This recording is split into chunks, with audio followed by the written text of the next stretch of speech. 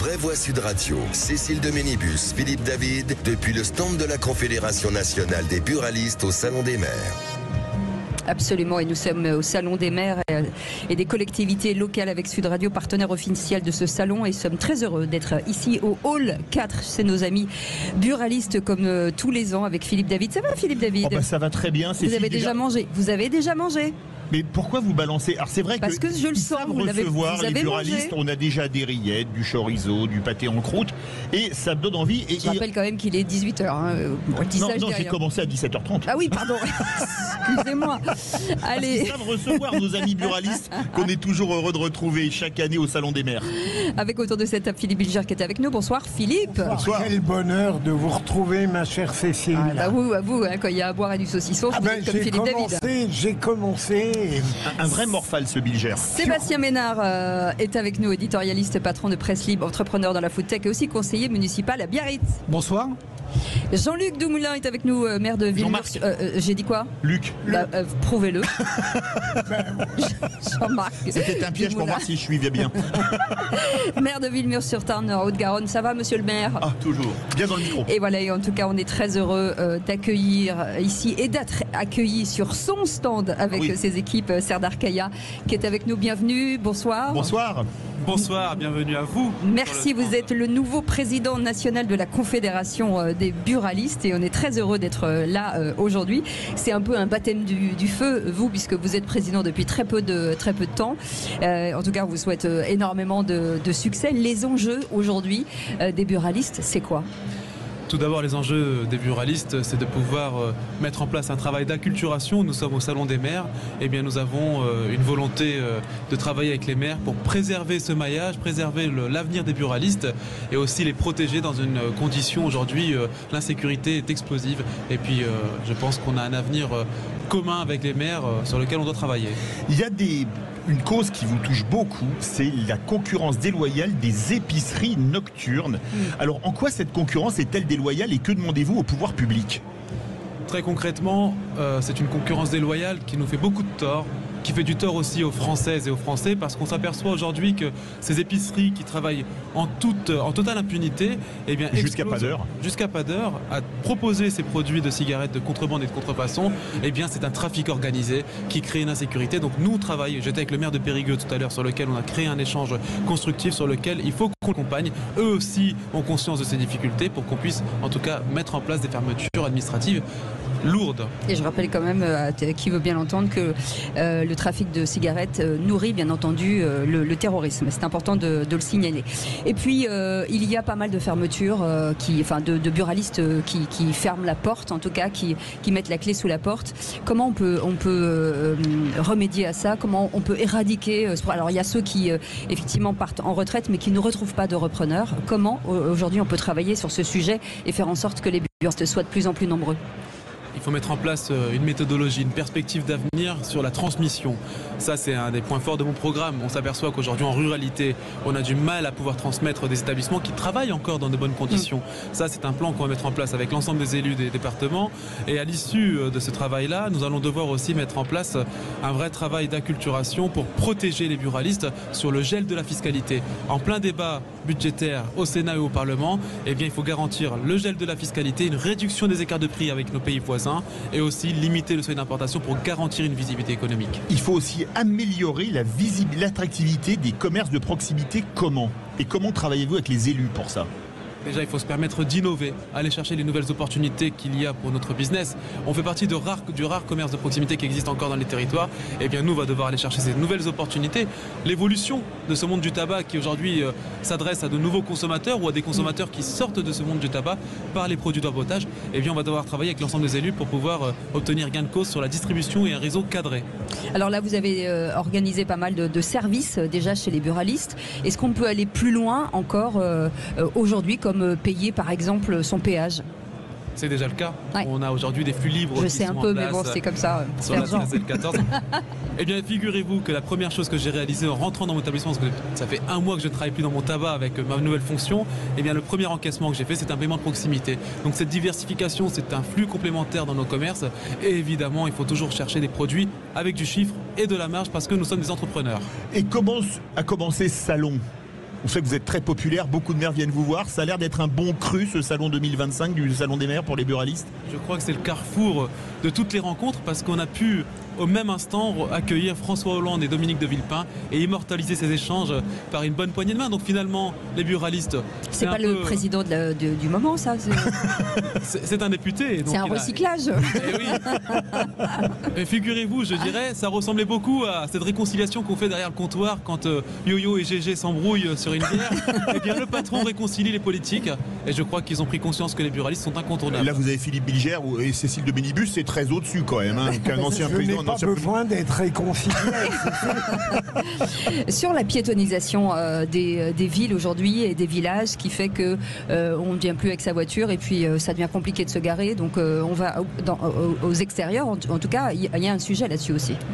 J'étais à Bayonne il y a une semaine où j'ai rencontré une buraliste qui est dans une rue piétonne. Je suis en rue piétonne et on s'aperçoit qu'aujourd'hui notre singularité, notre capacité à proposer de nouveaux produits, eh bien on a d'autres opportunités à chercher une nouvelle clientèle. Par contre, il y a une réalité, c'est que évidemment les centres-villes se meurent par aussi le déménagement de ces personnes qui habitent en centre-ville, l'accessibilité, l'attractivité. Donc je crois qu'aujourd'hui il faut repenser la totalité de l'attractivité de centre-ville, pas seulement par les véhicules, mais aussi par les mobilités douces, tout en apportant aussi cette convivialité dans nos commerces. Et c'est une opportunité nouvelle sur laquelle il faut se pencher parce qu'aujourd'hui c'est tendance. Mais nous, si on repense aussi notre attractivité, on peut faire de belles terrasses pour pouvoir développer la limonade, comme on dit dans le Var. Un dernier petit mot, de travailler bien sûr de pair avec les maires, les commerçants, de faire des réunions, de repenser peut-être aussi. C'est aussi le travail des administrés de rentrer dans cette dynamique plutôt que d'aller voir ailleurs. C'est comment cette pédagogie doit être faite finalement. Cette pédagogie elle doit être réalisée avec les maires parce que les buralistes et les maires sont des représentants aimés par les Français. Et en deuxième point, ce qui est important, c'est que j'avais imaginé et je vais mettre en place une grande consultation nationale auprès des buralistes et j'ai décidé ce jour de pouvoir associer les maires dans cette grande réflexion pour pouvoir repenser l'avenir de notre profession en associant les élus des territoires. Merci beaucoup Serdar Kaya, vous êtes le nouveau président national de la Confédération des buralistes. On en profite pour embrasser Philippe Coy. Mais bien sûr, on embrasse Philippe Coy. Ou pas voilà, oui, il est là. Partout, maintenant il peut boire, c'est ça, il est content maintenant. Les Béarnais ne sont jamais loin. Merci en tout cas de nous accueillir sur votre stand. Vous restez avec nous dans un instant. On reprend le cours de cette émission avec cette question. L'État doit-il augmenter la dotation des maires, la rémunération des maires, ou les deux, ou aucun des deux, Philippe? Eh bien, pour le moment, vous dites qu'il doit augmenter à 29% la dotation aux mairies, à 8% la rémunération des maires, à 16% les deux et à 47% aucun des deux. Et on va en parler avec évidemment Philippe Bilger, un maire qu'on connaît bien, Jean-Marc Dumoulin, et un élu local qu'on connaît bien aussi, puisqu'ils sont tous les deux vraies voix. Et ils ont des choses Sébastien Ménard, absolument. On revient dans un instant, à tout de suite. Les vraies voix Sud Radio, Cécile de Ménibus, Philippe David, depuis le stand de la Confédération nationale des buralistes au Salon des maires. Et on vous souhaite la bienvenue. On est très heureux d'être là au Salon des maires. Oui, on écoute la... Ah oui, c'est moi qui voulais la Marseillaise un peu funky. Merci beaucoup Maxime. Avec autour de cette table Philippe Bilger, président de l'Institut de la Parole, Sébastien Ménard, éditorialiste, patron de Presse Libre et entrepreneur de la Foodtech et conseiller municipal à Biarritz, et Jean-Marc Dumoulin. Je ne sais pas pourquoi vous l'avez appelé Jean-Luc tout à l'heure, Philippe. Maire de Villemur-sur-Tarn en Haute-Garonne. Avec avant, vous savez quoi? Avant de parler, on va offrir un cadeau. Allez, on y va. On offre un cadeau avec Sud Radio en direct des buralistes. Et ben on va vous offrir une enceinte Bluetooth The One Plus. C'est beau, non? The One Plus. Your English is perfect. Yeah, it's perfect. On aurait dû le faire à Philippe. Du fabricant américain Clips. Voilà, c'est pas facile à dire. En tout cas, c'est vintage, c'est sympa. Vous voulez remporter ce très joli cadeau, vous envoyez un SMS, vous écrivez Sud dessus, SUD, et vous l'envoyez au 7 20 18 par SMS. Et vous serez peut-être tiré au sort. Et je vous le dis comme ça, la valeur de ce petit bijou, c'est 300 €. C'est pas mal, je trouve. Allez, tout de suite, le débat du jour. Les vraies voix Sud Radio. Et on vous pose cette question. L'État doit-il augmenter la dotation aux mairies, la rémunération des maires, les deux ou aucun des deux? On est en période de disette budgétaire, mais la question se pose quand on voit que les maires, notamment des petites villes, sont très mal payés, il faut le dire, et que les collectivités locales, en particulier les mairies, sont celles qui créent le plus d'emplois par leur investissement. Alors pour le moment, vous dites qu'il faut augmenter la rémunération des maires. Oui, vous dites qu'il faut l'augmenter. Attendez, ça a disparu. Voilà, c'est bon. À 29%, à 29% la dotation aux mairies, à 8% la rémunération des maires, à 16% les deux et à 47% aucun des deux. Voilà. Et forcément, on va demander au maire local, Jean-Marc Dumoulin, je dis local parce qu'il est à notre table. Jean-Marc, monsieur le maire, qu'est-ce qui est le plus important aujourd'hui pour vous sur la dotation des maires? Vous allez me dire tout, forcément. Mais aujourd'hui, le plus important pour retenir ces maires qui veulent s'en aller? Globalement, effectivement, si on veut de la jeunesse, si on veut renouveler les cadres, bien évidemment qu'il va falloir qu'à un moment, on ait un vrai statut d'élu. C'est pas possible qu'aujourd'hui, on demande à des gens d'hypothéquer une partie de leur vie professionnelle sans effectivement durabilité possible, parce que c'est quand même des CDD à chaque fois. Il ne faut pas se voiler la face en leur donnant ou rien, ou alors en leur donnant 300 400 euros par mois. C'est pas possible. Philippe Bilger? Je suis totalement d'accord, et comme je fais grande confiance à l'Association des maires de France, et avant même que David Lisnard la préside, les maires se plaignent à juste titre des ponctions permanentes de l'État sur leur capital, et je crois que tout ce qui sert cette magnifique fonction aura mon agrément, ma chère Cécile. Sébastien Ménard, c'est pas du tout péjoratif, mon cher Jean-Marc Dumoulin. Vous êtes maire de Villemur-sur-Tarn, c'est quand même nettement plus petit que Biarritz, où Sébastien Ménard est élu. Et moins riche. Et moins riche, c'est vrai aussi. Mais demandez-lui de l'argent, il vous en donnera. Quand on est élu dans une grande ville, une ville riche comme Biarritz, est-ce que la problématique est la même ou pas? Alors, c'est pas une ville riche, c'est une ville touristique. Oui, très touristique. Très bien géré.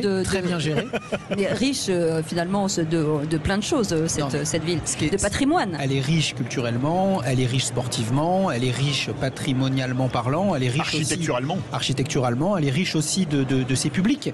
On a toujours l'habitude de dire Biarritz, visiteur d'un jour, visiteur de toujours. Bref, il y a du monde à Biarritz, et évidemment, une ville n'est pas traitée de la même manière. On pourrait en débattre, si elle a 25 000 habitants, voire plus, ou si elle en a 300, 400, 500 ou 1000. Voilà, donc évidemment, il y a une distorsion de moyens, mais il n'y a pas nécessairement moins de responsabilités. Il n'y a peut-être pas les mêmes, pardonnez-moi, je vais être grossier, mais les mêmes emmerdes, mais quand même, il y a des responsabilités, que vous soyez maire d'un petit village de 200, 300, 500, ou d'une petite ville de 1500 habitants, ou d'une ville comme Biarritz, 25 000 habitants, ou au-delà, vous avez évidemment de grosses responsabilités au quotidien. Biarritz, 25 000 l'hiver, mais combien l'été? Même le week-end, je vous rassure. Allez-y. Un petit bémol quand même. Parce que bien proche du micro de la bouche. Je pense que la doctrine de l'État, ce sera quand même de faire sauter les communes. Il ne faut pas se faire d'illusions et refaire des groupements de communes avec communes nouvelles, c'est très clair. On n'y est pas encore, monsieur le maire. On nous asphyxie, rien que pour ça. Simplement, le problème, c'est qu'effectivement, un maire qui est maire de 1500 habitants, je peux vous dire que je le vois, moi, sur son tracteur, en train de tondre le terrain de football, d'aller chercher du goudron chez le marchand de matériaux à côté pour boucher les nids de poules, alors que quand on est, même moi, j'ai 7000 habitants, mais j'ai quand même une équipe, à la fois une service technique et à la fois des élus qui sont impliqués. Et c'est vrai que c'est un vrai enjeu aussi, et c'est pas pour faire concurrence ni pour s'opposer sur des sujets comme cela, mais c'est clair qu'aujourd'hui, moi, je plains vraiment mes collègues qui sont sans structure. Ils manquent des zéros, mais ils ont les mêmes tâches. Mais avec la... Philippe Bilger, pour le faire réagir, sur les dotations, par exemple, de l'État. Je reviens sur les effets de seuil. Par exemple, une commune qui passe de 503 à 499 habitants, elle perd la dotation de solidarité rurale. C'est-à-dire qu'à parfois, à 2, 3, 4 habitants, finalement, la dotation n'est plus la même. Mais est-ce qu'à un moment donné, il faut réfléchir autrement ? Mais bien sûr, ma chère Cécile, n'étant pas maire, je ne veux pas rentrer dans les détails. J'ai noté l'intolérable discrimination entre Biarritz et cette ville. C'est pas vrai. Je me demande ce qui serait arrivé avec Bellefleur. On salue Bruno Pomar, vraie voix et maire de Bellefleur. Sur ces effets de seuil, Jean-Marc Dumoulin, de se dire qu'il faudrait plutôt des paliers assez larges plutôt qu'à 2, 3... Le problème, c'est que la France, c'est un pays doctrinaire. Moi, je suis désolé. Aujourd'hui, on est dans une logique du guichet unique. Point barre. On ne fait pas d'études au cas par cas. Villemur-sur-Tarn, pardon. PPRI, donc inondabilité plus, et bâtiment de France. Donc des contraintes architecturales énormes. On a les mêmes subventions que les autres. Nous, pour 300 €, c'est ce que je disais à mon collègue, 300 €, on nous a fait péter 92 000 € de dotation de fonctionnement. 92 000 € il va bien falloir aller les chercher, de toute façon, c'est clair. Une mairie comme Villemur-sur-Tarn, pour combien d'habitants, combien de budget? Globalement, on a 7 de fonctionnement et 4 ou 5 d'investissement. Quand on arrive à être subventionné. Parce que là aussi, vous faites 4,5 millions d'investissements par an? Non, on a, mais parce que quand vous faites une école, c'est de la projection à long terme. Oui, d'accord. Quand vous refaites des parcs urbains, c'est une projection à long terme. Oui. Quand vous faites des stades sportifs, ce sont des projections à long terme. Mais globalement, c'est vrai qu'on a beaucoup de contraintes financières aujourd'hui plus réalisées. Et puis, ce qui n'est pas juste, c'est qu'on paye la TVA, mais l'État ne nous reverse jamais la TVA au montant exact. C'est une subtilité. Il y a un fonds de péréquation qui est quand même préjudiciable pour nous, et on est souvent payé 2 ou 3 ans en retard.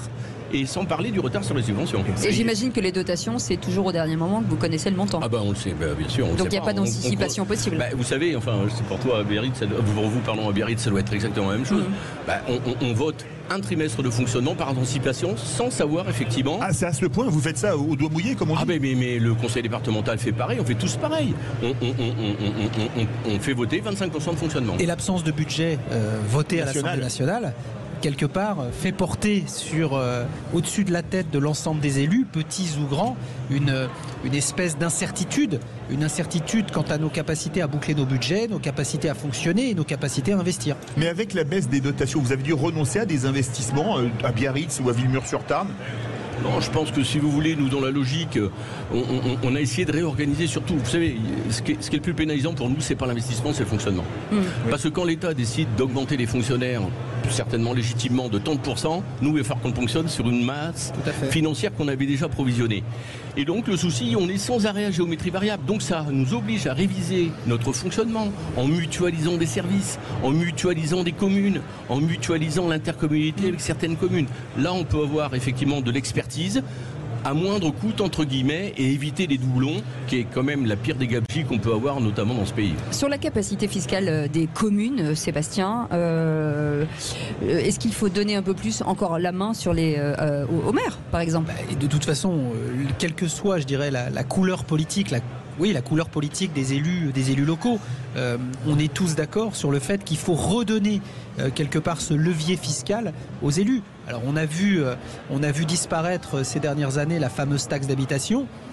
C'est pas, je le dis, c'est le macroniste à votre micro qui va le dire. C'est pas la meilleure idée qu'a eu le président de la République, parce que c'est très clairement un gros levier qu'avaient l'ensemble des collectivités, qu'on pouvait ajuster, et accessoirement on parle d'impôt injuste. Moi je trouve pas que ça soit injuste quand on vit dans une ville, quel que soit son niveau de ressources, qu'on contribue, je parle sous votre contrôle monsieur le maire, chers collègues, que chacun puisse contribuer à la hauteur de ses moyens au bon fonctionnement de la collectivité. Allez, vous restez avec nous, on fait une petite pause, on reviendra dans un instant avec le tour de table de l'actu de nos vraies voix. Avec vous Philippe Bilger, on parle de quoi? Justement, allez, s'il vous plaît. Oui, Philippe Bilger. Vous me le rappelez. Vous voulez parler de la Cour des comptes? Ah ben bien sûr. Mais bien sûr, très bien. C'est bien d'être avec nous, Philippe Bilger.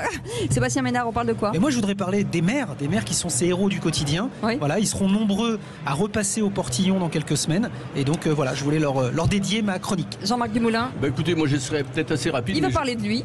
Non, je voudrais quand même qu'aujourd'hui l'État repense le nombre des élus municipaux dans les communes, parce que ça sera un vrai problème demain. On ne pourra pas. Philippe David. Et moi je vais parler de la taxe foncière, et je pense, Cécile, que vous m'aviez mis un mot pas très sympa il y a quelques temps quand j'avais soulevé le problème. Je vous l'ai remis, ordure.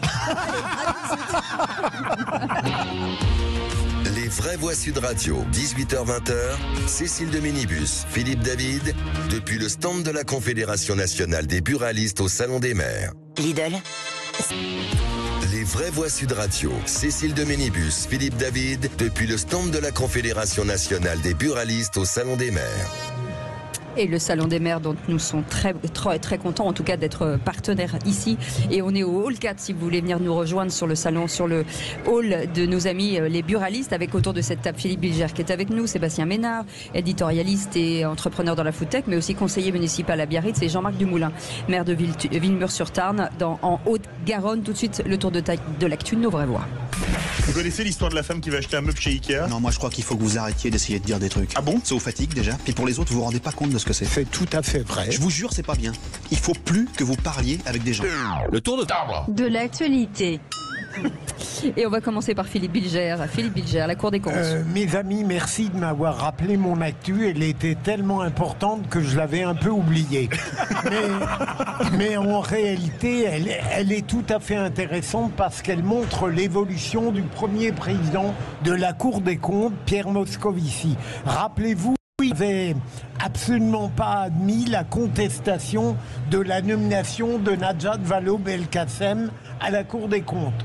Ensuite, elle avait été mise en cause lorsqu'elle avait parlé au nom de France Terre d'Avila et une première fois, il l'avait défendue. Mais il y a 3 ou 4 jours, il a décidé tout de même de saisir le comité de déontologie de la Cour des comptes parce qu'il se demande si les propos qu'elle a tenus de nature quasiment politique n'offensaient pas la modération et la discrétion qu'imposait son rôle à la Cour des comptes. Donc, évolution positive de Pierre Moscovici, étonnante parce qu'au fond, il aurait pu d'emblée comprendre où était le devoir, le sien. Il n'y a que les imbéciles qui ne changent pas d'avis. Voilà, mais surtout que ça est tout sauf un imbécile. Sébastien Ménard. Moi, je suis complètement d'accord. C'est rare, on va le dire, Philippe Bilger. Mais, non, à part votre macronisme. Mais comme vous vous en vantez en permanence, j'ai le droit de le dire. Mais quand on a des amis, on les honore. On a le droit d'avoir des amis. Il y a peut-être des endroits plus faits pour ça. Oh, arrêtez. Non, mais Moscovici est une personnalité politique intelligente, intéressante. Et moi, je suis peu étonné, en fait. Je suis peu étonné par ce qu'il se passe. Voilà, il est suffisamment habile, suffisamment malin, suffisamment expérimenté pour rester, je dirais, opportunément crédible dans un paysage politique dans lequel il va être de toute façon amené, quel que soit le devoir de réserve qu'on lui impose, à évoluer, évidemment. Jean-Marc Desmoulins. Moi, je suis assez sceptique. On parlait tout à l'heure de recyclage et effectivement, moi, ce qui me gêne un petit peu, c'est qu'un ministre peut changer de ministère sans en avoir les compétences. Et puis finalement, à la Cour des comptes, on arrive quand même à nommer des gens qui n'ont pas forcément le vernis nécessaire. Alors, une réponse, certes, dans certains domaines, je vous l'accorde. Mais après, c'est quand même de la guerre interne sans arrêt. Après, elle ne vient pas de nulle part non plus. Oui, elle ne vient pas de nulle part non plus. Là, on parlait de... C'est pas parce qu'elle est une femme que vous l'attaquez. Du tout. Non, moi, je vais le dire en un mot. C'est mal connaître Jean-Marc Desmoulins. J'ai l'impression que le devoir de réserve, c'est avec géométrie variable. Et surtout, quand on est déjà payé comme présidente de France Terre d'Asile, ça doit être très bien payé. Donc un poste à temps complet, on n'a peut-être pas besoin d'avoir un autre poste à temps complet à la Cour des comptes. Mais c'est que mon point de vue. Ça, c'est dit. Jean-Marc Desmoulins. Oui, cher ami. Vous vouliez réagir sur quoi aujourd'hui ? Moi, je voulais réagir aujourd'hui sur les prochaines élections qui arrivent. Il s'avère quand même qu'il y a beaucoup de communes qui vont être en difficulté parce qu'on n'arrive pas aujourd'hui à certains endroits à recueillir effectivement suffisamment de volontaires pour pouvoir partir aux élections. Et donc, je pense que la parité était une avancée très forte. Mais aujourd'hui, le scrutin de liste, même dans les petites communes de 150 habitants, est obligatoire. Des fois, il y a plus de conseillers municipaux que d'habitants vraiment résidents sur la commune. Donc je crois qu'il faut revoir ça. Un exemple flagrant, Toulouse, je vais caricaturer. 600 000 habitants, Villemur, 6 000 habitants, 100 fois plus, 70 conseillers municipaux à Villemur, 29 à Toulouse, pardon, 29 à Villemur. Oui. Toulouse, il peut avoir 45 listes. Nous, pourquoi on n'a pas de représentation plus générale, si vous voulez, parce qu'effectivement, on n'arrive pas à recruter et c'est un vrai problème à soulever. Philippe Bilger, c'est une aberration. Mais surtout que Sud Radio avait déjà évoqué le problème il y a quelques semaines, la difficulté de la parité. Et donc là, c'est un vrai problème et je le comprends. Sébastien Ménard, peut-être tout de suite sur votre coup de... Sauf si vous avez un truc à dire rapidement. Non. Mais si vous n'avez pas si vous avez du mal à monter d'autres listes, c'est parce qu'il n'y en a peut-être pas besoin finalement. Vous faites peut-être du bon boulot. Ah, ça c'est gentil. C'est pas moi qui parle de moi. C'est pas moi qui parle de moi. Non, mais c'est écrit sur la feuille, donc il ne fait que lire. Allez, Sébastien Ménard. Non, moi je voudrais mettre à l'honneur, quelle que soit d'ailleurs leur couleur, l'ensemble des maires qui sont respectables et respectés par nos concitoyens. Alors je ne parlerai pas de quelques exemplaires qui seront de toute façon en voie de disparition dans le cadre du renouvellement de mars 2026, mais vous pouvez être de gauche, vous pouvez être du milieu, vous pouvez être de droite. Quand vous vous investissez pour les autres, quand vous bossez et que vous sacrifiez vos vies, vos jobs, vos familles, moi je suis toujours effaré quand je vois parfois les retours d'ingratitude qu'on peut avoir. Alors pas moi, parce que moi je suis petit conseiller municipal à Biarritz, mais je pense à ma collègue Maïder Arostegui, maire de Biarritz. Quand je vois le temps qu'elle y consacre, l'énergie qu'elle y consacre, on peut être d'accord, on peut ne pas être d'accord, etc.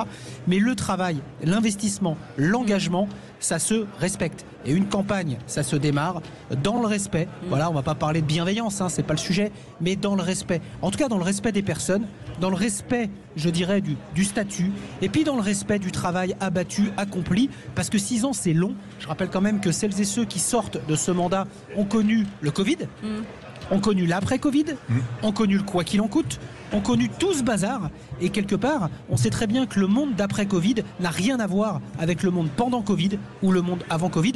Donc bravo à celles et ceux qui ont fait un super boulot.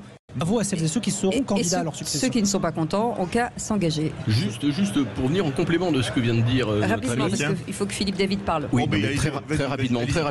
Les gens ne se doutent pas. Il y a un quota, vous savez, il y a un nombre Les gens ne se doutent pas de la pluralité de connaissances qu'on doit intégrer, qu'on doit absorber. Et passer d'un sujet à l'autre dans une journée, c'est un reset intellectuel excessivement fatigant. Et se souvenir surtout. Et donc, je pense qu'il faudra avoir un peu d'indulgence, effectivement, pour les maires. Qui donnent sans compter et qui apprennent sans compter pour pouvoir effectivement résoudre certains problèmes. Et moi je dis pour les gens qui ne sont pas contents, je répète, engagez-vous. Mais voilà, dans le respect. Dans le respect. Allez. Absolument. Alors, mesdames et messieurs, Philippe David. Il y a quelques temps, j'avais fait un coup de gueule qui m'avait valu un mot ordure que vous aviez écrit sur un papier pendant que j'étais en train. Ah si, vous l'avez même réécrit là. Quand j'avais dit que la suppression de la taxe d'habitation était une erreur politique parce que ça enlevait des ressources aux communes et surtout un scandale. Alors là, on a vu, les chiffres tombent et maintenant les propriétaires ont une taxe foncière qui, dans nombre de villes, représente à très peu de choses près l'équivalent de la taxe foncière plus la taxe d'habitation qu'ils payaient auparavant. Alors j'en arrive à me dire, comme il vaut mieux prendre les choses à la rigolade, vous savez ce que disait Coluche, c'est la méthode des pays de l'Est, donne-moi ta montre, je te donnerai l'heure. Et moi je le dis, la suppression de la taxe d'habitation pour les propriétaires, ça a été exactement la méthode que décrivait Coluche. Philippe Bilger. Je passe mon tour. Dans la mesure, j'ai été quasiment convaincu par l'indignation. Ah bah dis donc, c'est bien une première. Ah oui, on va faire des photos. Faites gaffe, elle va vous insulter. Et surtout, il a été extrêmement bref, donc très convaincant. Ah, c'est ça. Non, mais enfin, globalement, quand même, on s'est aperçu ce matin, quand on a entendu que effectivement l'État décidait d'augmenter de manière arbitraire la taxe foncière de 63 euros. De 63 euros sur 7 millions, 8 millions de personnes. Oui. En disant que les collectivités devaient trouver de la ressource. Bah évidemment, c'est le fonctionnaire qui va retrouver de la ressource. Après, je pense qu'il y avait un intérêt à garder la taxe d'habitation. Moi, je pense que sur la taxe d'habitation, tout contribuable, tout résident sur un territoire doit participer à sa juste mesure à l'effort collectif et aux engagements collectifs. Pas mieux, je l'ai dit tout à l'heure. Après, on parle de 63 euros d'augmentation sur la taxe foncière. Ça ne concerne pas tous les propriétaires de France. Rappelons-nous quand même que vous avez, moi je trouve pas ça, je trouve que c'est un peu inopportun dans le débat actuel, mais que vous ayez des gens qui aient des habitations déclarées après 1950 qui n'ont pas été réévaluées depuis. On sait très bien qu'il y a eu des gros travaux de confortement, de douches, des baignoires, etc., etc. Bon, si l'État en est là, c'est-à-dire à aller gratter 460 millions d'euros, parce que c'est ce dont on parle, 460 millions d'euros, c'est qu'effectivement la France va pas tout à fait bien. Jean-Marc Dumoulin, le mot de la fin. Une précision pour les gens qui nous écoutent. Il faut savoir quand même que la municipalité peut voter effectivement ou pas une augmentation de la taxe foncière. Mais la taxe foncière peut monter automatiquement. Pourquoi ? Parce que l'assiette, elle est décidée par l'État et c'est l'État qui l'augmente. C'est pas nous. Rien. Mais c'est nous qui prenons quand même dans le museau parce que vous avez voté, même si on n'a jamais voté une augmentation. Exactement. Je voulais le dire pour nos auditeurs. Oui, c'est bien. Merci beaucoup en tout cas. Vous restez avec nous dans un instant. On va revenir sur l'aménagement du territoire. Comment faire évoluer le monde rural ? C'est inventer ce qui n'existe pas encore. Et ça, c'est une vraie question. On va en parler avec le directeur de l'Association des maires ruraux de France qui sera avec nous dans un instant, Cédric Zabot. À tout de suite. Sud Radio, votre avis fait la différence. Oui, bonjour Sud Radio, merci de votre émission de donner la parole au territoire sur les campagnes. Sud Radio, parlons-vous. Les vraies voix Sud Radio. Cécile de Ménibus, Philippe David, depuis le stand de la Confédération nationale des buralistes au Salon des maires. Et comme tous les ans, on est là avec Philippe David et toute l'équipe Sud Radio. On est très heureux d'être accueillis ici au Hall 4 et vous pouvez venir nous rejoindre. Le Salon des maires de France, ça a commencé hier, c'est jusqu'à demain, au Parc des Expositions de Porte de Versailles. On est très heureux en tout cas d'être partenaire aussi de ce Salon des maires et des collectivités locales. On va parler d'aménagement d'intérieur, pas du tout, du territoire. Comment faire évoluer le monde rural? Ça, c'est au Salon de la déco. N'existe pas encore, en tout cas, en créant des services et des solutions. Pour en parler avec nous, il y a Philippe Bilger, bien entendu, Sébastien Ménard, mais Cédric Zabot est avec nous. Il vient de nous rejoindre. Bonsoir, merci. Bonsoir. D'avoir accepté notre invitation. Vous êtes directeur de l'Association des maires ruraux de France et auteur de ce livre, La démocratie du quotidien, aux éditions de l'Aube. D'abord, pour qu'on comprenne bien, c'est quoi le chiffre aujourd'hui des maires ruraux de France? Combien on compte, en tout cas dans cette association de maires? Alors, dans notre réseau, on compte plus de 13 500 communes adhérentes sur un total d'à peu près 30 000 communes rurales en France. Donc on est un peu en dessous de 40% à peu près, mais l'important c'est que on porte la voix de tous les autres aussi, pour dire nous on sait faire des choses, on arrive à le faire au quotidien un peu partout, et que voilà, c'est aussi ça qu'on est venu dire. Moi, la première impression quand je suis rentré dans le salon là ce matin, je me suis dit c'est pas un groupe de gens rimés, quoi. S'ils sont là, c'est pour trouver des solutions, ils vont pas arrêter en mars, quoi. Donc moi j'ai des gens qui sont prêts, qui ont envie de faire, qui ont besoin de faire aussi, parce que leur population ont des besoins, et donc ils viennent ici chercher des solutions. Besoin d'être entendus.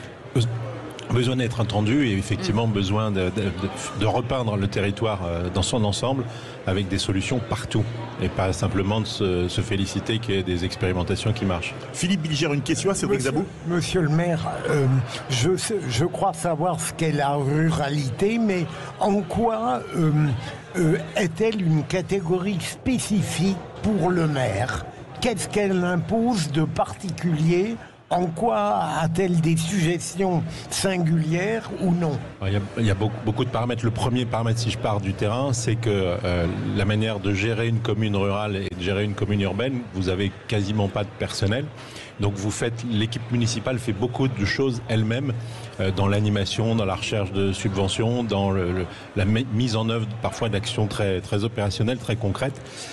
Ça, c'est la première différence. Et la deuxième, c'est la manière dont la ruralité est regardée par les autres opérateurs. Et on voit, grâce au programme Village d'avenir qu'on a obtenu à la demande du président Fournier, qui est depuis devenu ministre, oui. C'est de mettre ces 3-4 000 communes sur l'écran radar des opérateurs qui jusqu'à maintenant passaient à côté. Et ça, c'est une grande avancée pour laquelle il faut qu'on continue à faire de l'aménagement du territoire, c'est-à-dire partout. Justement, qu'est-ce qu'ils voudraient en termes d'aménagement du territoire, les maires ruraux? En fait, ils veulent d'abord répondre aux besoins de leur population, et il y a deux choses, si on reprend dans notre panthéon commun, c'est les gilets jaunes. Oui. Dans les cahiers de doléances et de propositions qu'on avait ouverts dans plus de 15 000 communes fin 2018, il y avait deux sujets qui ressortaient très très loin devant tous les autres. C'était pourquoi je peux pas me soigner et pourquoi je peux pas me déplacer autrement qu'en voiture. Et donc sur ce sujet-là, on n'a pas beaucoup avancé pour la question du monde rural. On voit bien que certains essayent de faire des choses, mais on n'est pas du tout à la hauteur de la réponse. Et la deuxième, sur la mobilité, c'est la même chose. On continue à fabriquer des rails pour rejoindre les métropoles, alors qu'on a un réseau routier formidable, communal, départemental, mais on met peu de moyens pour organiser la mobilité alternative à l'usage individuel de la voiture. Sébastien Ménard. Alors moi j'ai un regard un peu déformant sur la ruralité, parce que ça fait partie au Pays Basque de notre identité. Ah bah oui. Même si je suis élu dans une grande ville de la côte, il y a effectivement la côte, mais on n'existe pas sans cette identité qui nous est propre, sans cette ruralité, sans nos reliefs, sans nos fermes, sans nos campagnes. Mais c'est vrai qu'il faut pas se tromper, il faut pas se mentir. Il y a une différence de traitement, même si sur la carte postale quelque part on est toujours enclin à valoriser, à en parler. Mais c'est pas les mêmes moyens, c'est pas la même accessibilité, c'est évidemment pas les mêmes budgets. Et c'est, pardonnez-moi, monsieur le maire, c'est pas la même notoriété non plus. Voilà, et souvent la notoriété, elle amène de la contrariété, mais elle amène aussi de l'attractivité. Sauf pour les communes qui ont beaucoup de patrimoine et en tout cas touristique. Il y en a, évidemment. Il y en a. L'emploi aussi est un sujet.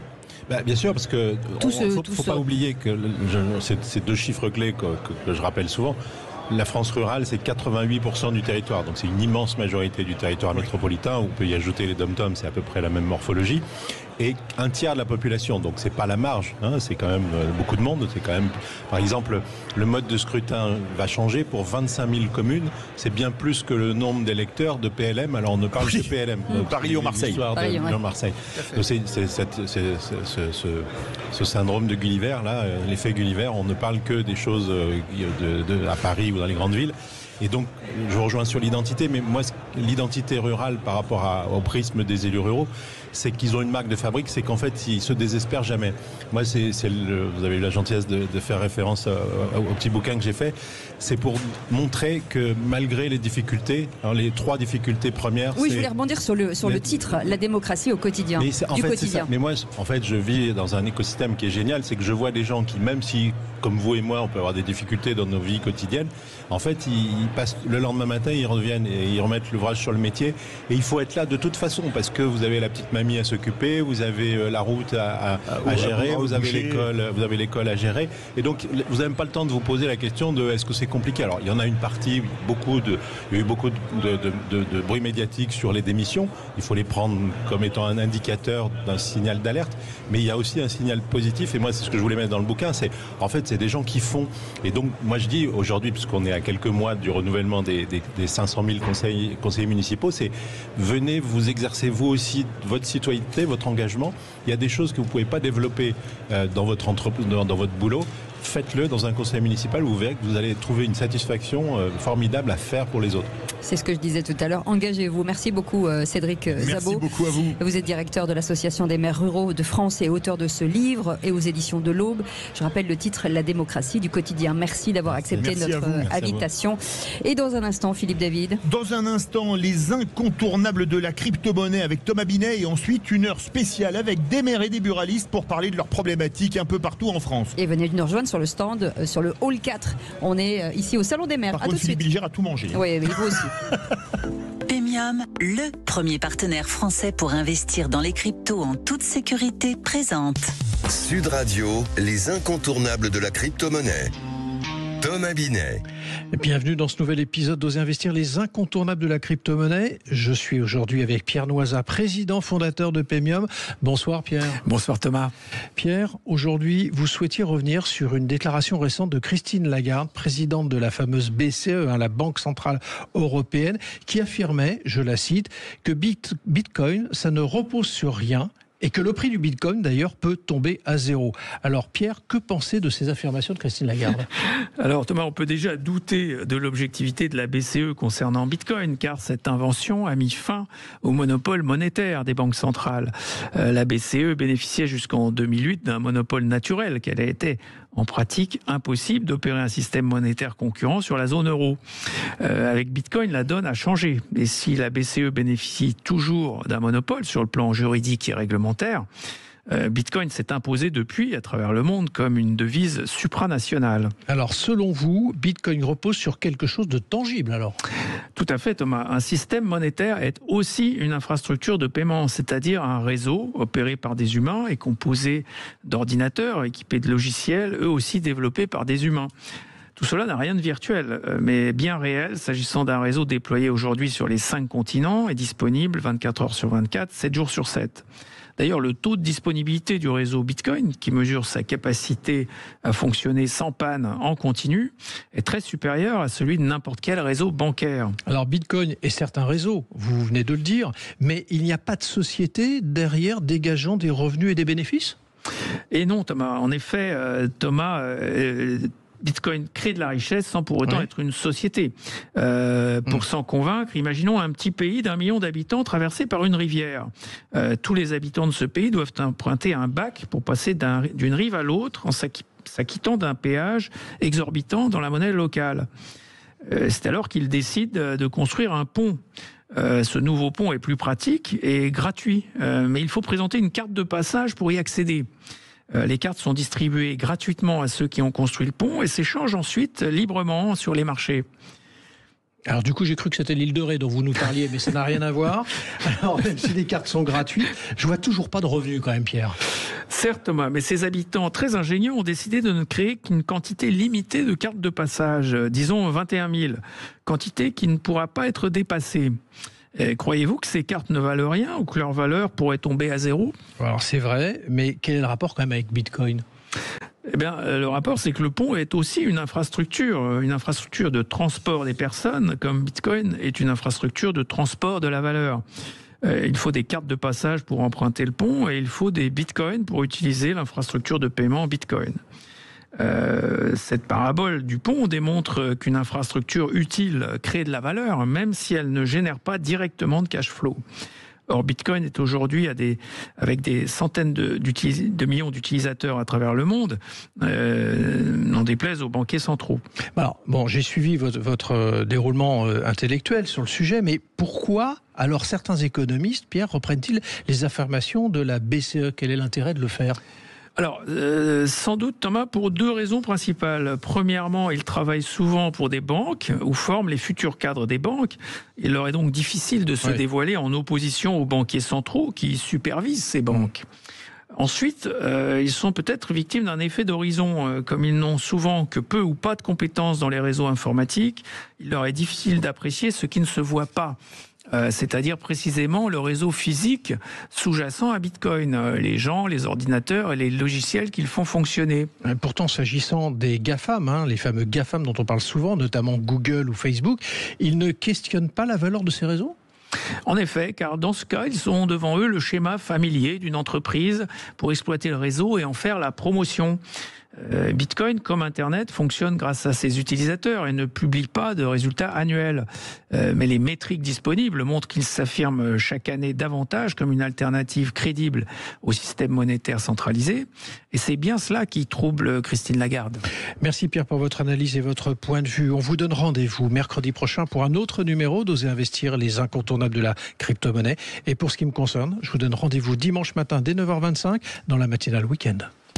Sud Radio, les incontournables de la crypto-monnaie.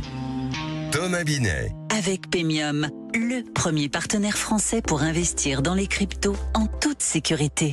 Les vraies voix Sud Radio, 18h-20h, Cécile de Ménibus, Philippe David, depuis le stand de la Confédération nationale des buralistes au Salon des maires.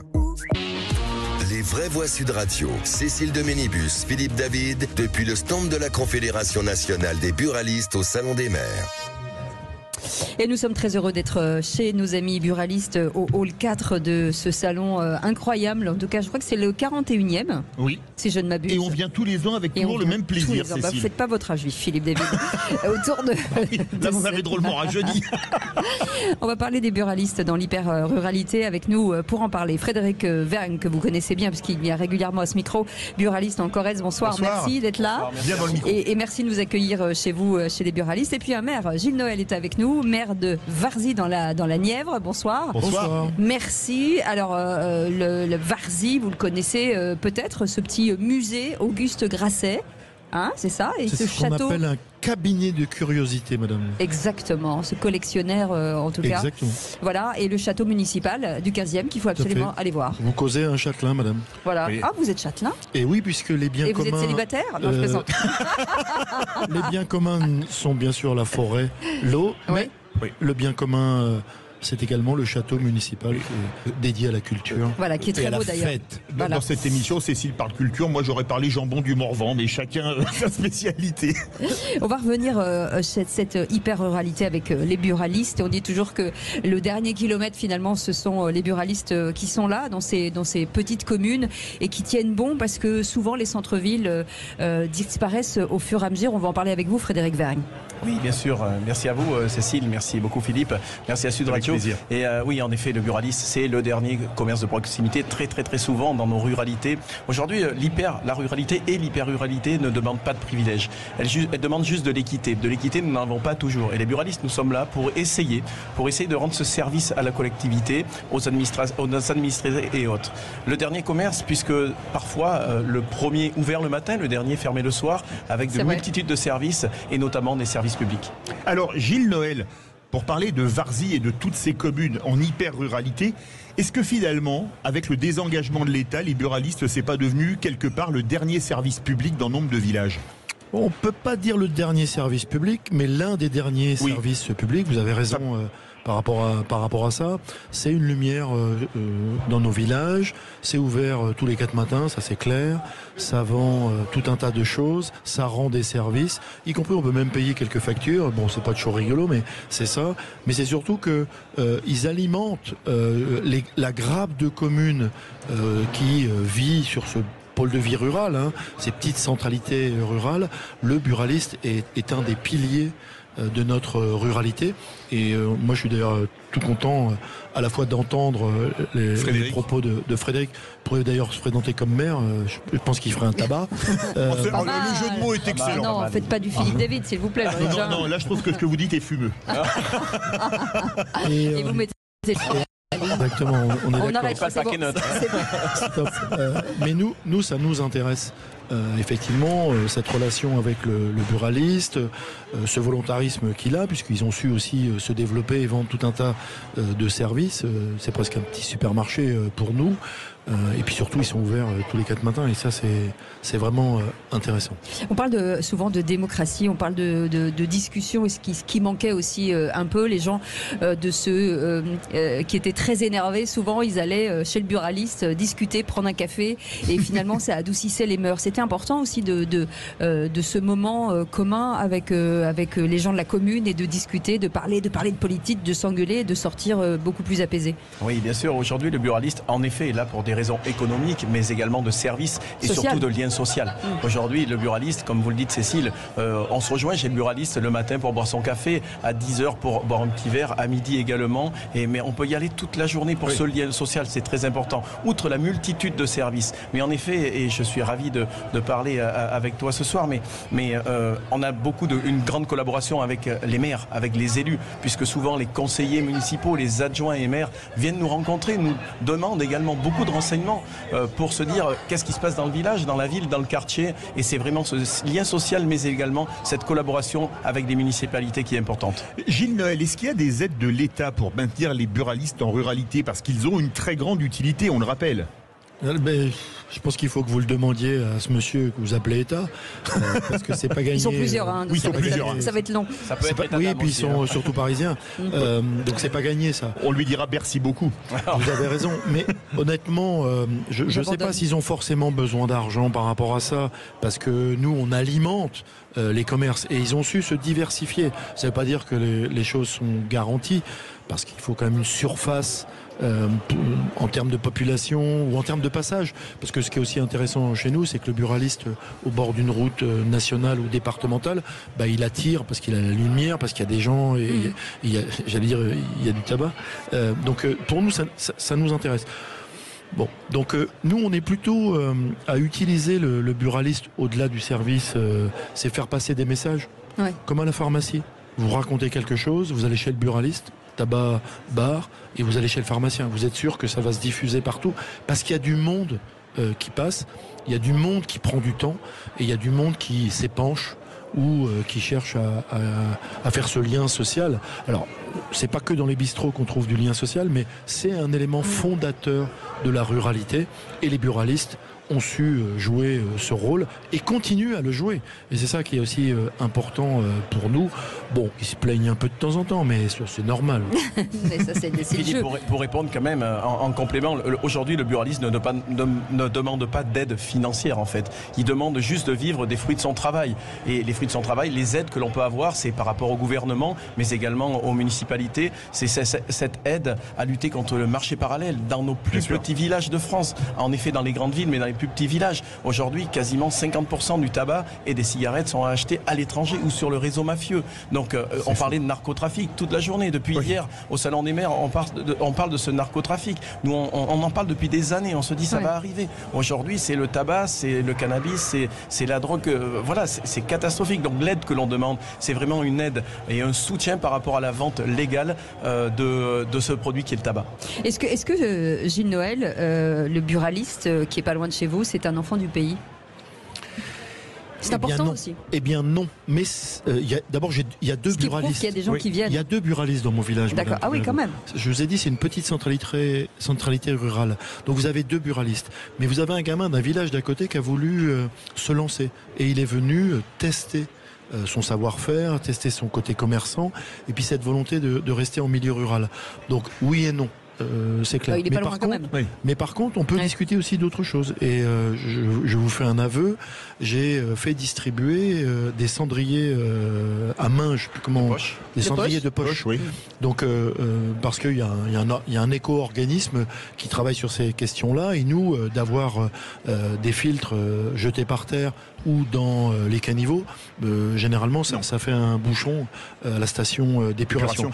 Donc du coup, on a pu aussi discuter et je lui ai donné 50 cendriers de poche qu'il a donc distribué. Donc vous voyez, ça va au-delà de simplement l'acte commercial, le lien social et autres. On fait village tous les deux et ça c'est bon signe.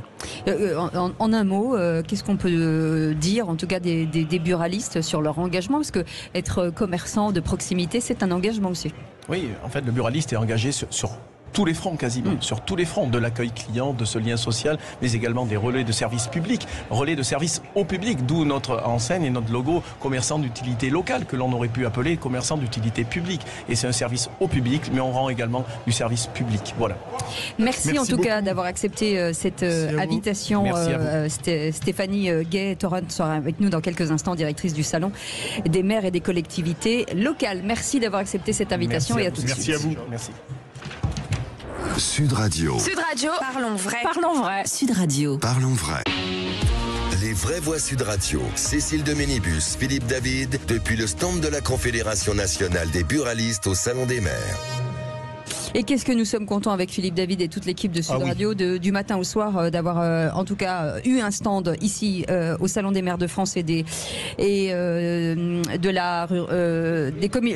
collectivités locales, pardon, ça y est, j'en perds mon voilà, avec Stéphanie Gay-Torrent qui est avec nous. Merci d'être là et merci surtout de nous accueillir puisque vous êtes la directrice de ce salon, 41e édition avec un claim qui est le meilleur en commun.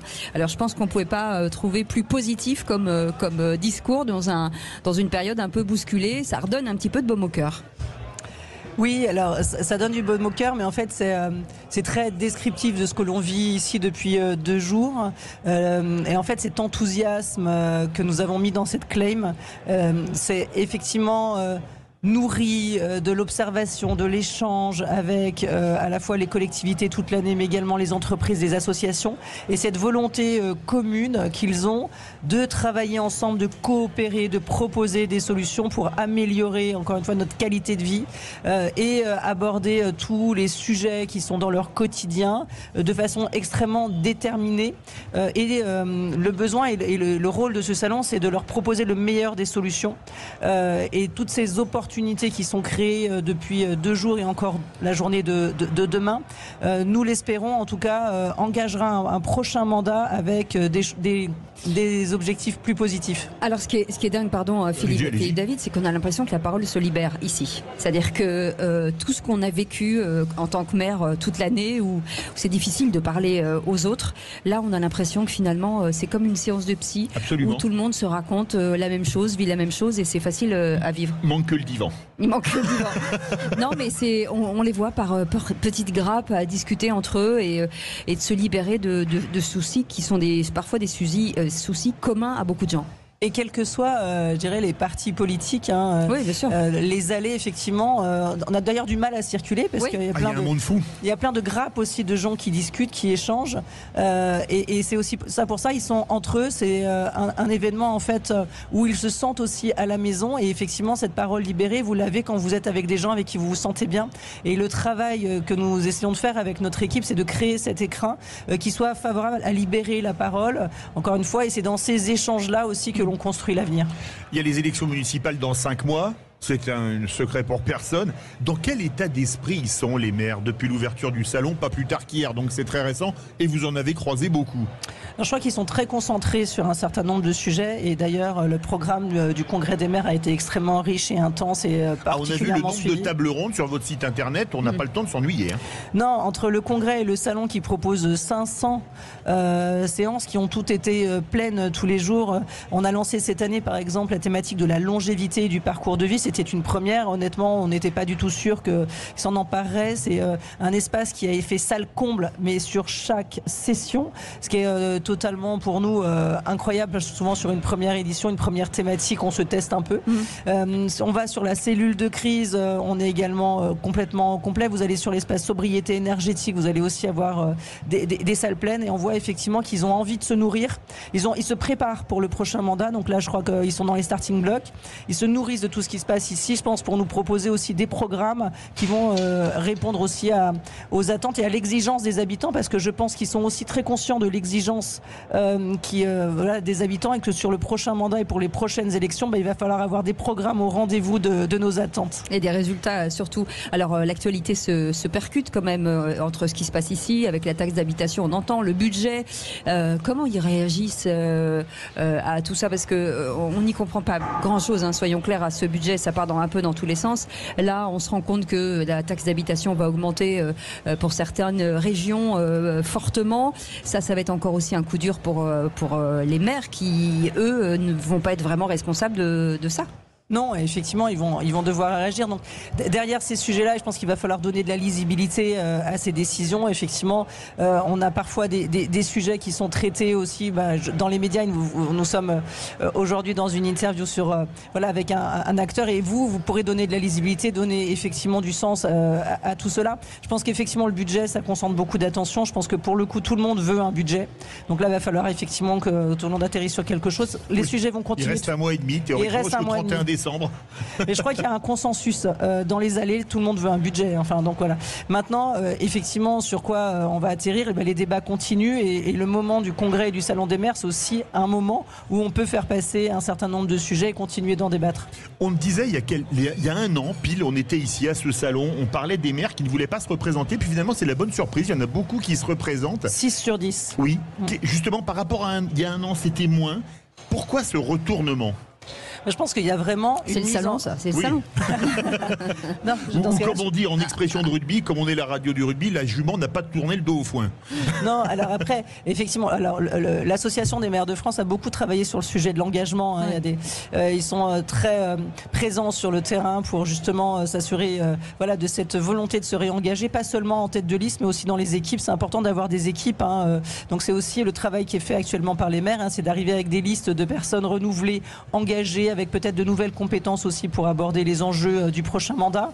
Donc, mais là, on sent vraiment qu'ils sont en responsabilité. Ils ont quand même envie d'en découdre. Je pense qu'ils ont une vision assez claire aussi des besoins des territoires. Donc, ils se sentent aussi en capacité de faire avancer les sujets. Le thème du Congrès cette année, c'est pour les communes, liberté. Et je pense que c'est quelque chose aussi qui entraîne, et de dire donnez-nous aussi les moyens d'agir, accompagnez-nous, soutenez-nous dans cette décision, parce qu'effectivement, on connaît nos territoires, on connaît les sujets, et on est effectivement en capacité de résoudre énormément de problèmes. Et surtout, donnez-nous la main sur certaines choses, sur des finances, qu'ils aient juste moins à subir en tout cas. En tout cas, il faut que ces sujets-là, aujourd'hui, se mettent en œuvre en termes de solutions. C'est-à-dire qu'à un moment donné, on arrive aussi à sortir ces sujets de financement dans le discours public et médiatique, pour se dire, OK, mais concrètement, on parle de quoi ? Les priorités, elles sont où ?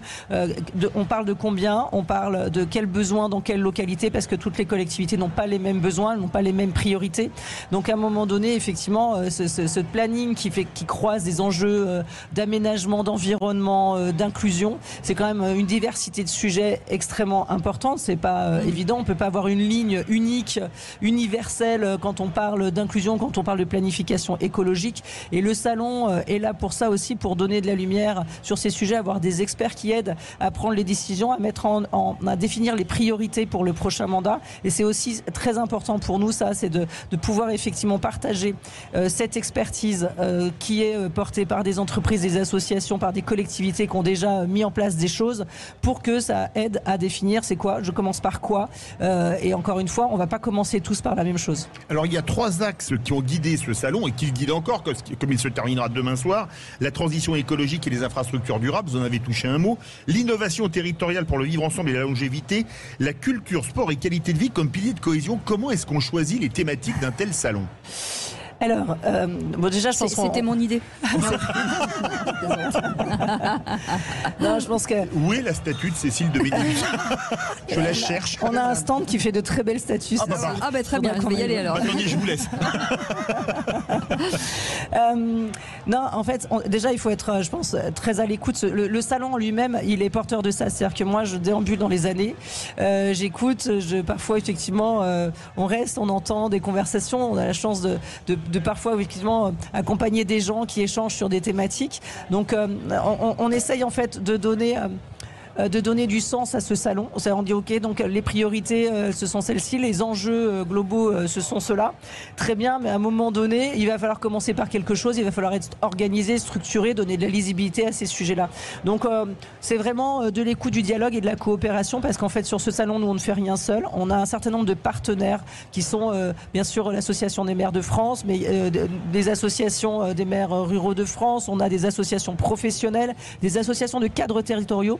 J'y tiens parce que c'est très très important. Oui. Les cadres territoriaux, que ce soit sur les sujets environnement, sécurité, culture, sport, pour nous ils sont fondamentaux. Et dans nos échanges avec eux, on identifie justement les sujets, c'est-à-dire qu'on les interviewe, comme vous faites ce soir avec moi, on les interroge pour savoir quelles sont pour eux les priorités du prochain. Et après on tricote quelque part, on fait un peu de la dentelle pour effectivement essayer de faire en sorte qu'on ait une pièce finie à la fin qui ressemble à quelque chose et que l'on puisse, dont tout le monde va pouvoir s'emparer et s'approprier. Et je crois que cette année, le meilleur en commun, voilà, un certain nombre d'acteurs s'en sont apparus, on est très contents. Et si vous deviez garder quelque chose de ce salon ? C'est difficile parce qu'il y a eu tellement de choses. Il y a toujours une fierté ou quelque chose où on a l'impression d'avoir levé un loup ou éveillé quelque chose. Honnêtement, et quand c'est flou, il y a un loup, disait la maire de Lille. Absolument. J'ai 2 sujets qui me donnent de je lui donne une pastille. Désolée. Je suis désolée pour vos auditeurs parce qu'ils doivent souffrir. Ou de l'eau ou quelque chose. Non, c'est nous qui souffrons pour vous. C'est vous inquiétez pas, le son n'est pas beau, mais la douleur n'est pas. Voilà. Je vais peut-être pas. Voilà. J'allais dire un truc horrible. Et oui. J'ai bien compris. Oui. On a bien compris. Donc, retenir quelque chose. Voilà, en fait. J'ai 2 sujets qui me. On en a parlé tout à l'heure, la longévité. Oui. Avoir proposé ce thème de la longévité et du parcours de vie avec notamment l'association des villes amies des aînés. Ça, c'était déjà un sujet très important. Déjà, j'ai appris qu'on ne disait pas bien vieillir, mais que la longévité, c'était beaucoup plus positif. Et effectivement, derrière la longévité, on a beaucoup plus envie tous d'aller aborder le sujet que derrière le bien vieillir qu'on essaye de fuir, parce que finalement, c'est pas très positif. Et puis ensuite, on a le refuge des sports de montagne, qui a rassemblé des élus de la montagne, les élus de la station de la montagne, un écosystème d'acteurs du monde sportif, voilà, qui a été assez passionnant depuis 2 jours. Merci en tout cas d'avoir accepté notre invitation. Je vous laisse, je vais aller faire ma statue. Oui, allez-y. J'en ai jamais eu. Allez-y. Prenez du plâtre parce qu'il y a de la matière. Stéphanie Guetteront, merci beaucoup, directrice de ce salon des maires et des collectivités locales que vous pouvez encore visiter demain, bien entendu, puisque c'est ouvert jusque demain soir. Merci. Dans un instant, Alain Chrétien sera avec nous, maire de Vesoul et président et vice-président délégué de l'AMF. On va parler de la sécurité des villes. À tout de suite.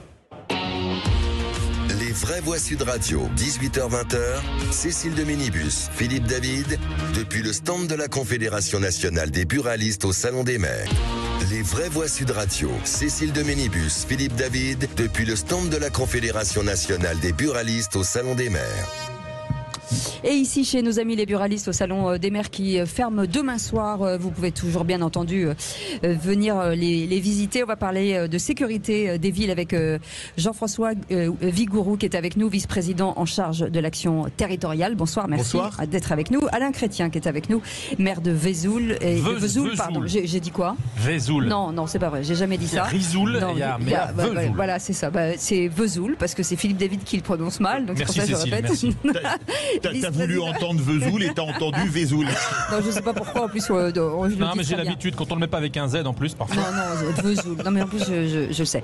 Vice-président délégué de l'AMF, l'association des maires de France. Et on va démarrer avec vous, Jean-François Vigouroux, justement sur la sécurité des villes, en tout cas pour les buralistes. Aujourd'hui, c'est un enjeu important. On voit de plus en plus d'agressions de petits commerces et de proximité. Vous en faites partie. Comment aujourd'hui, d'abord, est-ce que vous avez des chiffres et comment aujourd'hui on se protège de tout ça? Eh bien, écoutez, en 2024, nous avons eu 1000 braquages ou cambriolages. 3 par jour. C'est ça. Donc, sur les 23 800 buralistes en France, c'est inquiétant parce qu'on vend un produit qui est de plus en plus cher, qui est rare et où il y a beaucoup de contrebande. Contrebande et de trafic transfrontalier, etc. Donc, tout ça, ça fait que le produit, on vient même le chercher dans les bureaux de tabac. C'est surtout quel type de 1000 braquages, ce qui est colossal, et combien de cambriolages? Parce que ça doit faire...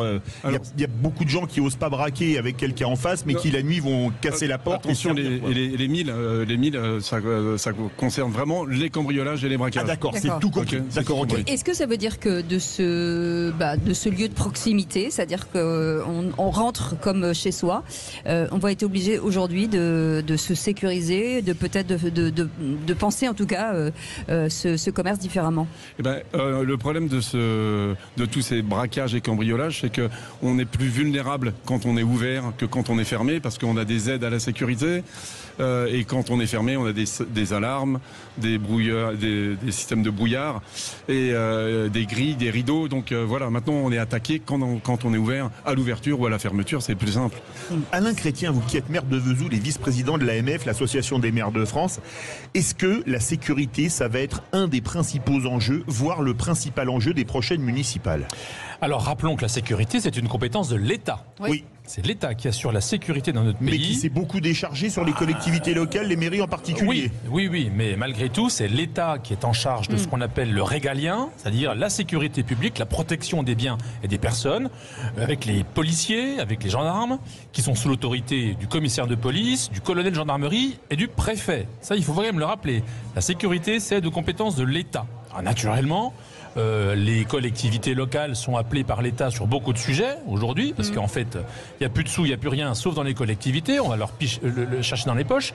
Et effectivement, beaucoup de maires ont pris en compte cette compétence. Et il y a un outil qui pour nous est essentiel, c'est la vidéosurveillance. Je connais des maires, il y a encore des débats, est-ce qu'il faut installer de la vidéosurveillance ou pas dans les territoires? Oui, c'est un outil extrêmement important, complémentaire de l'action de l'État, et sachant que les caméras de vidéosurveillance, c'est nous qui les payons, c'est les collectivités locales qui les payent, elles sont certes subventionnées un petit peu par l'État. Est-ce que c'est pas de la posture ceux qui sont encore contre?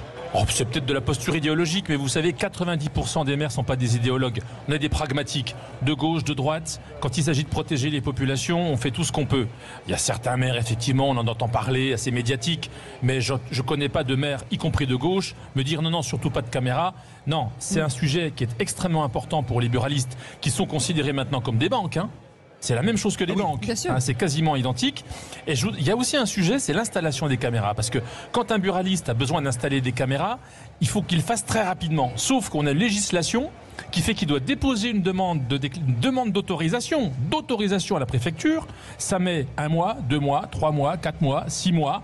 S'il a oublié un papier dans le dossier est recalé, ça repousse de 6 mois. Moi, je plaide, et je l'ai dit au ministère de l'économie pas plus tard que cet après-midi, il faut que ce soit un régime de déclaration et plus d'autorisation. C'est que je suis braqué, dès le lendemain, je commande mes caméras, je m'installe, parce que moi, je me mets à la place du buraliste. Le stress, l'anxiété que ça peut avoir, quand on attend 6 mois avant de pouvoir installer une caméra, caméras ou de moderniser son équipement de protection. C'est insupportable. Il faut qu'on passe du régime de l'autorisation au régime de la déclaration. Et après, les services de l'État viennent contrôler, vérifier si c'est bien installé. Mais il faut très vite rassurer les buralistes. Mais Alain Chrétien, et vous aussi d'ailleurs, est-ce qu'il ne faut pas, c'est ce que je disais tout à l'heure, déléguer un peu plus et lâcher un peu du lest sur les prises de décision des maires pour aider en tout cas les commerces et de vous donner un petit peu plus de largeur, si je puis dire. Alors, laissez vivre les maires. Oui, alors des responsabilités, on en a déjà beaucoup. Moi, je ne veux pas. Au moins d'autoriser que vous puissiez autoriser des caméras sans passer par. Alors effectivement, pour l'instant, c'est un pouvoir d'État. C'est le préfet et le procureur. On pourrait très bien déléguer ce genre de choses. Absolument. Avoir ensuite un contrôle a posteriori. Mais on veut bien prendre des responsabilités supplémentaires, mais on veut nous aussi être protégés, parce que si jamais il y a un problème, ça se retourne contre nous. Vous savez, quand il manque un boulon dans une balançoire, c'est nous qui sommes les premiers responsables. Donc on veut bien en prendre plus, mais on veut aussi des protections et on veut aussi les moyens qui vont avec. Parce que nous donner plus de responsabilités, c'est donc assumer plus de dépenses. Et pour l'instant, l'État, c'est plutôt l'inverse. Il est en train de nous raboter les recettes. En parlant de défense, Jean-François Vigouroux, j'imagine que c'est un impact très important, la sécurité chez vous. C'est-à-dire que c'est un budget que vous n'aviez pas avant et qui maintenant faut mettre en place et réactiver systématiquement. Et combien ça coûte à peu près en moyenne par buraliste? Alors écoutez, on a une subvention sécurité autour de 10 000 euros qui aide les buralistes. Donc ça fait déjà quelques années qu'on s'équipe. Aujourd'hui, le problème, comme vous me disiez, c'est que on demande des autorisations et dès qu'on prend de la vidéo sur l'extérieur, sur la voie publique, on nous demande de tourner les caméras à l'intérieur. On n'a pas le droit de filmer les gens assis, donc c'est vraiment trop dans les restaurants, on n'a pas le droit de filmer les gens assis. C'est très contraignant. C'est très contraignant, oui. Ouais. Alors c'est les restrictions des libertés publiques, on le comprend tous. Oui, bien sûr. On aime un pays de liberté où on protège les libertés publiques, mais à un moment donné, liberté publique, ordre public, il ne faut pas que ça se contredise. Il faut qu'on trouve une solution pour continuer à protéger les buralistes. Et franchement, moi, si je suis visionné en train de venir acheter un truc à gratter chez vous, j'en ferai pas une maladie. Surtout que les forces de l'ordre sont ravis de venir voir nos caméras, parce que les enregistrements sont conservés 3 semaines. Oui. Et il n'est pas rare de les voir venir et nous dire « Oh, c'est super votre caméra, on voit bien ». C'est très précieux pour les enquêtes. Voilà. Oui. Par exemple, une maison cambriolée à côté qui est dans le champ des caméras, ils vont avoir des informations qui leur permettent... Voilà. C'est ça, les cartes bleues qui ont été volées et on veut voir à telle heure la tête du client qui a acheté, ça les intéresse. Donc c'est compliqué de demander une autorisation à la préfecture et puis après qu'on nous dise aux forces de l'ordre, ils nous disent « Ah bah si on avait pu tourner la caméra vers la porte d'entrée, et voilà, on peut pas ». Monsieur le maire, c'est important aussi de rappeler l'importance de ces commerces de proximité, l'importance de ces services que certaines communes qui n'ont plus de poste, plus de services publics, de se référer ou de se tourner vers les buralistes. Alors c'est marrant, Cécile, que vous parliez de la Poste, parce que s'il y a bien 2 commerces qui vivent en ce moment une révolution fondamentale, c'est vrai, c'est la Poste et les buralistes. La Poste avec l'effondrement du circuit du courrier. On est passé de 16 milliards de plis à 2 milliards, je crois. Imaginez une entreprise qui voit son chiffre d'affaires divisé par 10, 15 en quelques années, elle ferait faillite depuis longtemps. Les buralistes, c'est la même chose. Avec l'effondrement de la consommation du tabac, ils sont obligés de se tourner vers d'autres activités, d'aller chercher d'autres activités pour faire du chiffre d'affaires. Et les buralistes en centre-ville, c'est du générateur de flux. C'est-à-dire que ça fait venir les gens dans le centre-ville, donc ils passent devant d'autres commerces, donc ils ont des idées pour faire d'autres achats. Donc les buralistes en centre-ville, ça génère des flux qui sont extrêmement importants pour faire vivre nos centres-villes. Nous sommes un drugstore. Oui. On y trouve tout chez un buraliste. La poste, les colis, la banque, le jeu, le tabac. Donc on est essentiel. Mais on a besoin de flux, mais on aura du mal à remplacer cette valeur de tabac par un timbre-poste. Donc, mais pour parler de sécurité, votre établissement, il a déjà eu un problème de sécurité, de cambriolage ou quoi aux caisses? Tentative. Vous étiez sur place? Non, j'étais pas sur place. D'accord. Et on vous a volé du matériel? Non, juste tentative, ils sont pas arrivés à rentrer. Et vous avez des collègues, Vous avez des collègues autour de chez vous qui ont été victimes? Bien sûr, mais et qui nous en ont parlé, qui ont... je vous dis, nos établissements sont tellement protégés qu'à un moment, c'est même en allant à la banque. Ils peuvent même plus rentrer eux-mêmes. Non, mais vous allez à la banque faire des dépôts. Oui. Et si vous y allez à des heures régulières, ce qu'il ne faut pas faire, bien sûr, mais c'est là où vous vous faites braquer. Donc c'est vraiment risqué, quoi. Est-ce qu'on peut vivre comme ça en ayant peur parce qu'on a un commerce de proximité? C'est pas possible. En fait, on ne peut pas vivre comme ça. c'est peut-être une habitude. Enfin moi, j'ai pas peur. Alain Chrétien, il y a forcément, c'est un sujet qu'il faut, qui pour moi est prioritaire, non? Alors, même dans une ville comme Vesoul, 15 000 habitants, zone rurale, quand même théoriquement ville tranquille. Oui, théoriquement ville tranquille, mais aujourd'hui plus personne n'est à l'abri de ce genre de choses. J'allais vous dire, il faut pas vivre avec la peur, c'est facile à dire. Même moi qui suis maire, quand je rentre chez moi à pied, il peut aussi m'arriver des bricoles. Donc c'est sûr que si on se met tous à vivre avec la peur et qui nous paralyse, c'est pas possible. Les buralistes sont des gens courageux, ils aiment leur métier, donc ils passent outre. Et heureusement, parce que sinon, si vous avez la peur au ventre tous les matins quand vous arrivez dans votre commerce, faut vite en changer. Merci en tout cas, vous allez rester avec nous, Alain Chrétien et Jean-François Vigouroux, vice-président en charge de l'action territoriale. On fait une petite pause, on revient dans un instant, à tout de suite. Sud Radio. Sud Radio. Parlons vrai. Parlons vrai. Sud Radio. Les vraies voix Sud Radio. Cécile de Ménibus, Philippe David, depuis le stand de la Confédération nationale des buralistes au Salon des maires. Alors on tient à vous prévenir avec Philippe David que bien entendu le salon étant fermé, le personnel de ménage passe. Ils font leur travail, mais voilà, donc ça peut... Voilà, il peut y avoir des bruits qu'on peut qualifier de légèrement parasites. Si vous nous entendez crier, ce sera pour cette raison. Allez, Jean-François Vigouroux est avec nous, un vice-président en charge de l'action territoriale, et on parle bien entendu des buralistes avec Alain Chrétien qui a eu la gentillesse de rester avec nous, maire de Vesoul et vice-président délégué de l'association des maires de France. Et ce qui est important pour nous, bien entendu, ce sont les centres-villes, le cœur battant en tout cas d'une commune, et même des territoires les plus modestes, et forcément dans ces territoires modestes, plus l'attractivité sera intéressante, plus les habitants resteront, et plus peut-être les jeunes reviendront ouvrir des commerces. Et j'ai envie d'en parler avec vous, Jean-François Vigouroux. Oui, écoutez, on est à fond vers la diversification, donc il faut qu'on multiplie les activités autour du tabac. On est un commerce qui ouvre le plus tôt et qui ferme souvent le plus tard. C'est quoi les horaires? Par exemple, pour mon exemple personnel, c'est 6h45, 20h le soir, du lundi au samedi. Ah oui, d'accord. Ah oui. Okay. Et le dimanche, on ne peut pas venir? C'est le jour du Seigneur. Ah oui, d'accord. Les 35 heures en 3 jours. Voilà. Ah oui. Donc voilà, il faut se développer encore et encore pour vendre plus.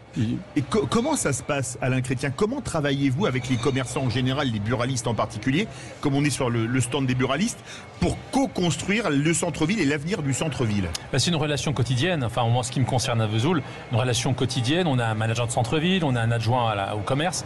Les élus doivent être Ça marche bien, les managers de centre-ville. Ça marche très très bien. On pourrait y revenir. En tout cas, c'est une réussite. Ouais. Les commerçants, ils ont un agenda différent. Comme on parlait pour les autorisations de caméras, tous les jours, ça travaille. Donc il faut qu'on soit à leur disposition, il faut qu'on puisse avoir une relation fluide, régulière, qu'on organise des animations avec eux pour faire venir les clients. On se rend bien compte que les modes de consommation ont changé, et il faut surtout tenir un discours positif. Un discours positif, pas de béatitude, mais un discours positif pour dire aux gens, venez dans vos centres-villes, vous allez y trouver des gens sympas qui sauront répondre à vos besoins. Comme on le disait, les buralistes, c'est un peu la boîte à outils pour trouver tout ce qu'on peut essayer de trouver. Un abonnement pour un abonnement téléphonique, un cadeau d'anniversaire, etc. Donc on est vraiment dans une saucisse pour Philippe David. Peut-être qu'il y a aussi des saucisses dans certains buralistes. Dans votre région, Montbéliard, Morteau, c'est la bonne taille. Oui, avec la cancoyote et les patates, bien sûr. Mais on est vrai. Oui. Nous avons besoin des mairies, tout comme elles ont besoin de nous. Donc c'est essentiel que vous ayez des commerces, parce que tous les habitants veulent tous des commerces en bas de chez eux, et malheureusement ils veulent pas. Non mais ça, le type qui dit moi je veux une épicerie en bas de chez moi parce que quand j'ai oublié la mode de beurre au centre commercial, non, ça marche pas comme ça. Non, il y a aussi un achat militant, il y a aussi une volonté de faire vivre son centre-ville, et les entreprises.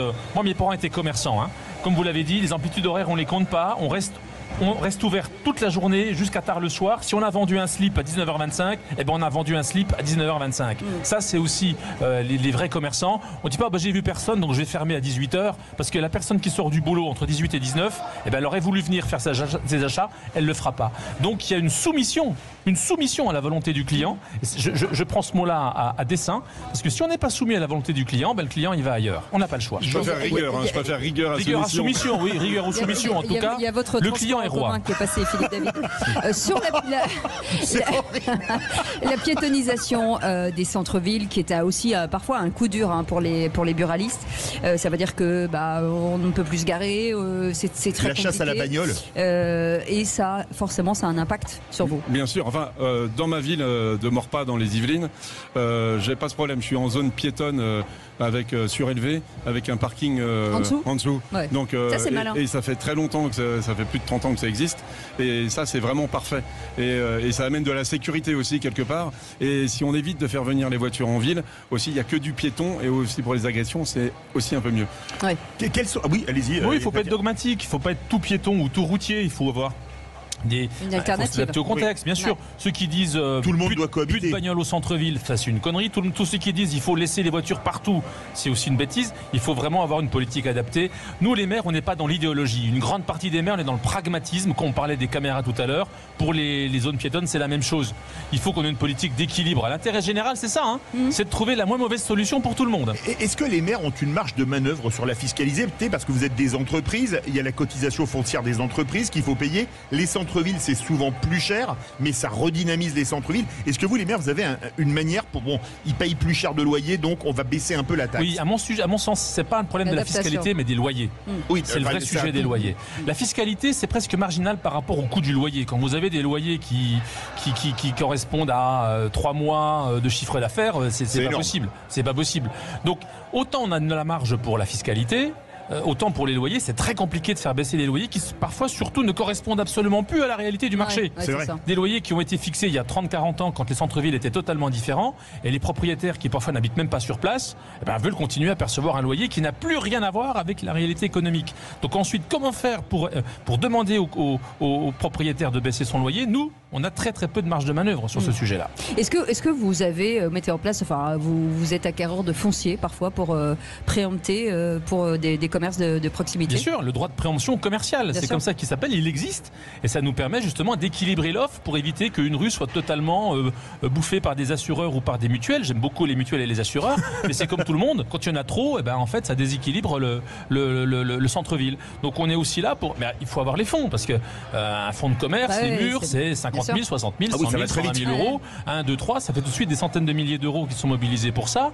Donc c'est aussi une volonté politique, mais des moyens financiers qui suivent derrière. Mais je dirais qu'avant d'aller jusque-là, il faut travailler avec les commerçants sur la poursuite d'activité. On parlait de transmission. L'enjeu, c'est comme pour les professions agricoles, l'enjeu, c'est la transmission.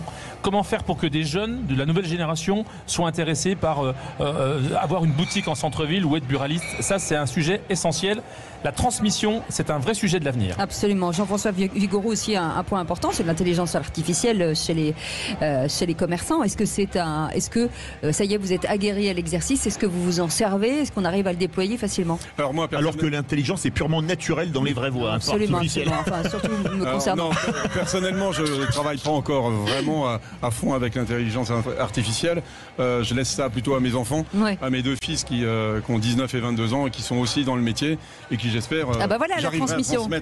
Parfait, voilà un bel exemple. Ouais, un bel exemple. Voilà, et par rapport aux mairies, il faut aussi faire très très attention. C'est lorsque vous réorganisez les rues et que vous transformez une rue en sens unique ou dans un sens ou dans un autre. Et des fois on voit le chiffre d'affaires. Je ne parle pas pour chez vous, mais on a vu des cas où vraiment les commerces perdaient du flux. Ou des travaux qui tirent en longueur, qui durent en longueur, qui durent des mois et des mois. C'est là que je me dis que pour les maires, l'équation parfois est indigeste. C'est pour ça que c'est une vocation passionnante d'essayer d'allier les contrats. C'est une vocation. Oui, c'est une vocation. Franchement, on ne peut pas être maire par hasard. On peut pas être maire et rester maire par hasard. C'est une vocation de concilier les inconciliables, d'additionner les oppositions, si je puis dire.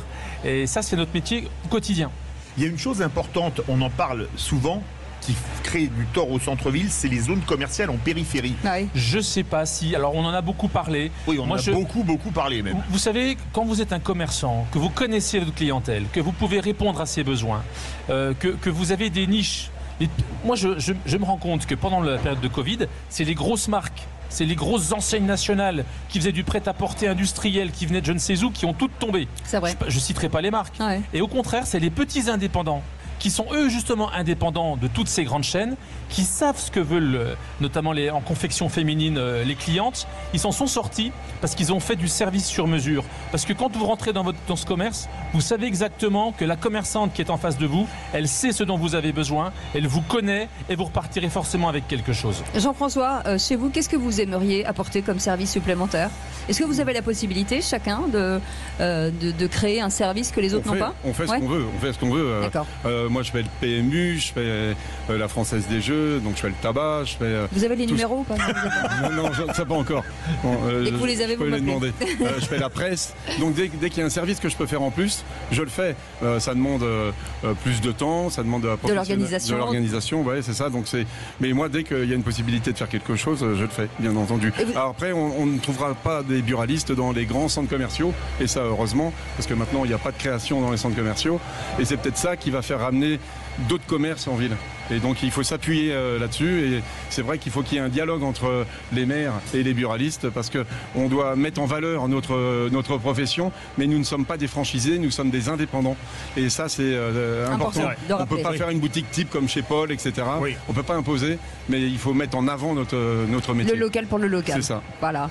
En tout cas, merci beaucoup Jean-François Vigouroux d'avoir accepté cette invitation, vice-président en charge de l'action territoriale, et merci de nous avoir accueillis ici chez les buralistes de France, qu'on embrasse d'ailleurs.